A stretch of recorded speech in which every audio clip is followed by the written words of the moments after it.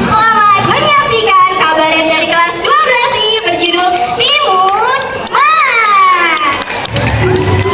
Alkisah, di sebuah desa hiduplah perempuan tua bernama Boyem. Ia hidup sebatang kara. Boyem ingin sekali memiliki seorang anak. Namun itu semua mustahil karena Boyem tidak memiliki suami. Setiap harinya Boyem pergi ke hutan untuk mencari kayu bakar. Hari itu ia bertemu dengan raksasa yang sangat menyeramkan. Tubuh raksasa itu lebih tinggi dari pohon. Kulitnya gelap, mulutnya terdapat sepasang taring yang tajam. Boyem gemetar. Perempuan tua, jangan. Aku tidak akan memakanmu. Lagi pula, dagingmu sudah keras dan tidak enak. Benarkah itu Tuan raksasa? Lalu apa yang kau inginkan dariku? Aku tahu apa yang kau inginkan selama ini.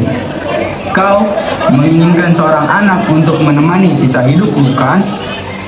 Aku akan membantumu, tapi dengan satu syarat. Satu syarat, aku akan melakukan segalanya untuk mendapatkan seorang anak.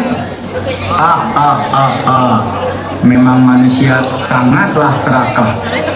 Baiklah, aku akan memberikan biji timun ini.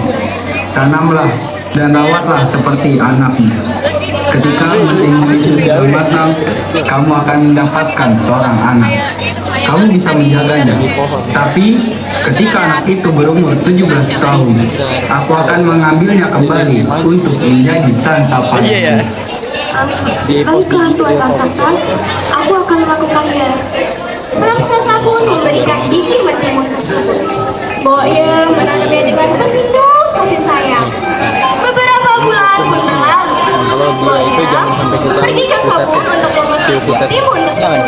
Ia melihat ada satu mentimun yang besar dan berwarna emas. Setelahnya ia memetiknya lalu membawa itu buat mundur lagi ketika sampai di rumah. Ia menaruhnya di meja dan membelahnya. Betapa terkejutnya Boyem. Ia melihat ada bayi perempuan yang sangat cantik. Gimana sih? Tadi gua ngomong gua nggak nyadar. Nama Timun Mas. Nggak ada kembali beneran. Ini mainin ya, mainin. Ya. Timun Mas tumbuh menjadi seorang gadis yang sangat cantik dan baik hati. Timun Mas selalu membantu ibunya berjualan kayu bakar di pasar. Karena kebaikannya, Boyem tidak rela untuk kehilangan Timun Mas. Ketika sedang berjualan di pasar, Boyem mendengar perbincangan orang pasar. Tapi nggak gitu juga. Kamu tahu tidak, kemarin aku bangkrut dan jatuh miskin. Lalu aku pergi ke peramal yang di tengah hutan itu, dan aku menjadi kaya raya loh.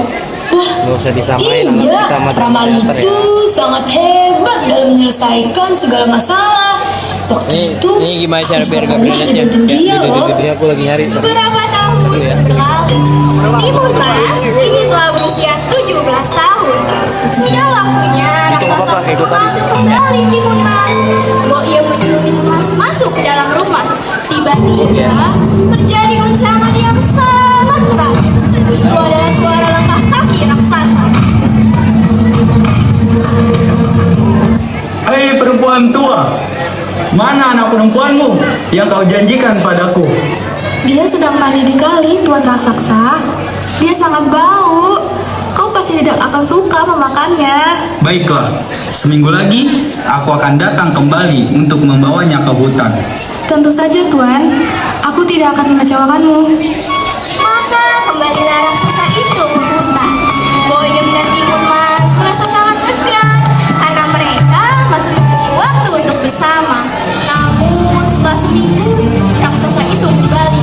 Timun Mas pun kembali bersembunyi. Hei perempuan tua, aku kembali untuk menagih janjimu. Cepat serahkan anak perempuanmu. Maaf Tuan Raksasa, Timun Mas sedang berjualan kayu bakar di pasar. Bila saja kau datang lebih pagi, kau akan bertemu dengannya. Baiklah, akan aku beri 1 minggu lagi. Tapi, jika kau tidak menyerahkan anak perempuanmu, maka aku akan menghancurkan rumahmu. Boyong menjadi ketakutan dan bingung dengan ancaman raksasa. Ia tidak rela anaknya dimakan oleh raksasa yang kejam.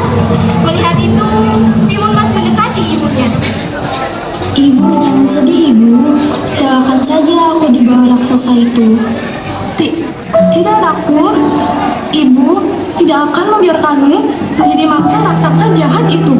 Ibu akan melakukan apapun untuk menyelamatkanmu. Lalu Boyong teringat saat di pasar, ada yang mengatakan bahwa ada seorang peramal yang sangat hebat dan dapat memecahkan segala masalah.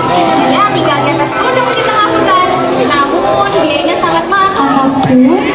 Ibu akan pergi ke hutan untuk menemui seorang peramal yang akan membantu kita. Tapi Bu, di tengah hutan sangat berbahaya. Biarkan aku ikut bersamamu.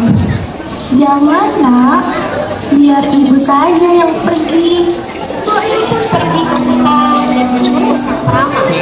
Setiba di hutan, dia menaiki gunung dan memasuki goa hingga menemukan sang peramal. Aku tahu apa yang kau inginkan. Kamu menginginkan sebuah kekayaan, kan? Bukan itu yang kuinginkan, tapi ini soal anakku.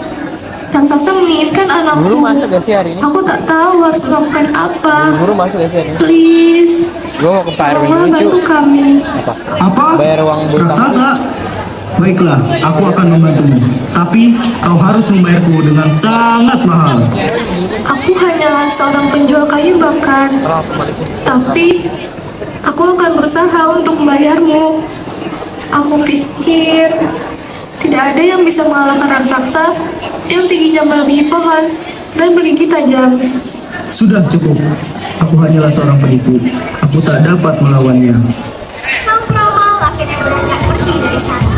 Boyong sangat sedih. Dia tidak tahu apa yang harus dia lakukan. Ketika berjalan pulang, dia merasa lelah. Boyong pun beristirahat di bawah pohon. Dia bermimpi ada seorang petapa yang menghampiri. Hai Boyong, aku akan membantumu dan Timun Mas untuk mengalahkan raksasa itu. Benarkah itu? Apa yang harus aku lakukan? Suruhlah Timun Mas lari dari gerbang dan bekali dirinya dengan biji timun, jarum, garam, dan terasi. Itu adalah senjata bagi Timun Mas untuk melawan raksasa. Lemparkan satu persatu pada raksasa saat Timun Mas dalam bahaya. Lalu Boyong terbangun dan kasih pulang ke rumah.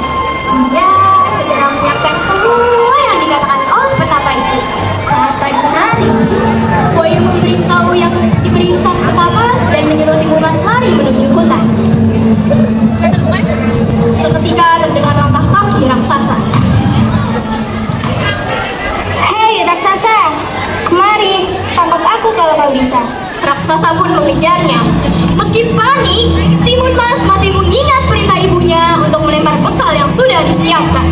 Benih mentimun itu berubah menjadi buah mentimun yang besar. Raksasa pun memakannya. Setelah kenyang, ia kembali mengejar Timun Mas. Meski perutnya